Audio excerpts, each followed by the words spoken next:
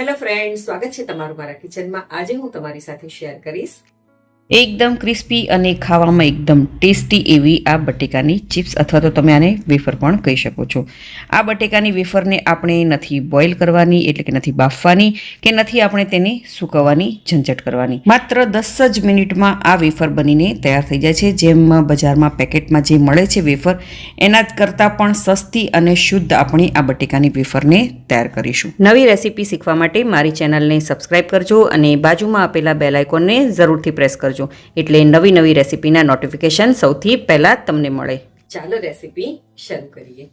તો એકદમ ટેસ્ટી અને ક્રિસ્પી આ બટેકાની ચિપ્સ બનાવવા માટે મેં અહીં 1 કિલો જેટલા આ લાલ બટેકા લીધા છે। આપણે બધા જ જાણીએ છીએ કે પેકેટમાં વેફરની જગ્યાએ વધારે પડતી હવા ભરેલી હોય છે, તો 1 કિલો બટેકામાંથી આપણે ઢગલાબંધ વેફર બનાવી શકીશું।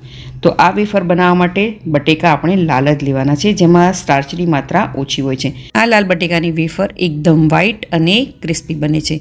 જો તમને લાલ બટેકા ન મળે તો તમે આવી રીતના જે સફેદ બટેકા રેગ્યુલર મળે છે તેનો ઉપયોગ કરીને પણ આ વેફર બનાવી શકો છો, પરંતુ આ બટેકાની વેફર છે તે થોડી એવી લાલ થશે। તો વેફર બનાવવા માટે સૌથી પહેલાં બટેકાને આપણે સરસ 2 થી 3 પાણીથી ધોઈ લેવાના છે અને ત્યારબાદ તેને આપણે છાલ કાઢી લેવાની છે।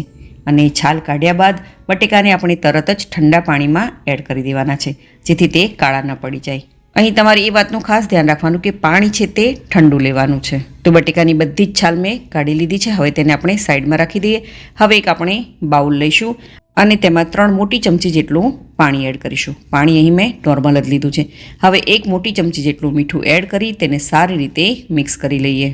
આ વેફરને તમે ઉપવાસમાં ખાઈ શકો છો। જો તમે ઉપવાસમાં મીઠું ન લેતા હોય તો તમે મીઠાનું સ્કીપ પણ કરી શકો છો। આ મીઠાવાળા પાણીથી વેફર છે તે એકદમ વ્હાઈટ અને ક્રિસ્પી અને એકદમ નમકીન તૈયાર થશે। તો આ પાણી ક્યારે કેટલું વાપરવાનું છે તે હું આગળ વિડીયોમાં બતાડીશ।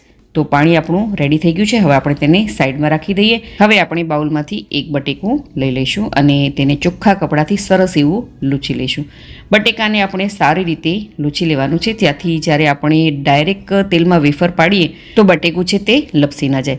હવે મીડિયમ ગેસની ફ્લેમ પર મેં તેલને પહેલેથી જ ગરમ કરવા માટે રાખી દીધું હતું અને તેલ સરસ એવું ગરમ થઈ ગયું છે। હવે કાતરી પાડવાનું આવી રીતે મશીન લઈશું અને તેને તેલથી થોડું ઉપર રાખીશું, એટલે કે કડાઈથી થોડું આપણે ઉપર રાખવાનું છે। ત્યારબાદ વેફરને આવી રીતે આપણે પાડી લેવાની છે। જો તમને આવી રીતે વેફર બનાવતા ડર લાગે તો હું તમને બીજી મેથડ પણ આગળ વિડીયોમાં બતાવીશ। તો કડાઈમાં સમાય એટલી આપણે વેફરને પાડી લેવાની છે।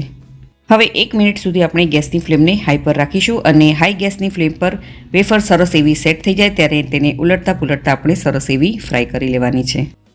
આવી રીતે વેફરને ધીરે ધીરે પલટાવતું જવાનું છે અને સરસ એવી તેને આપણે તળી લેવાની છે।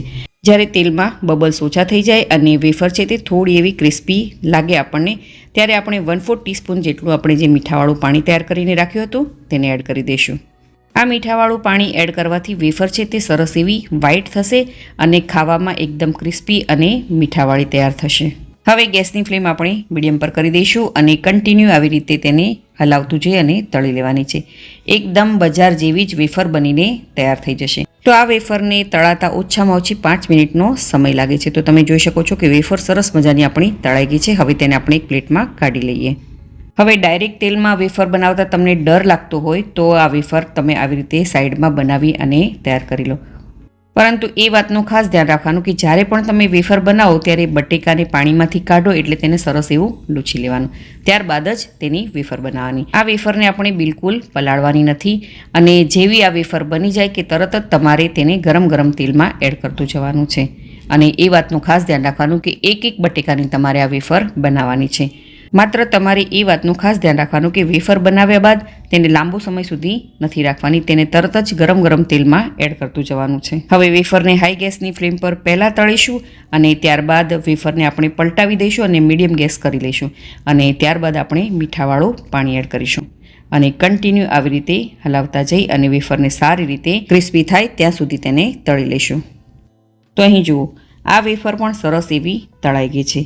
હવે આ વેફરને આપણે પ્લેટમાં કાઢી લઈએ। તો આ રીતે બધી જ વેફરને આપણે તળીને તૈયાર કરી લઈશું।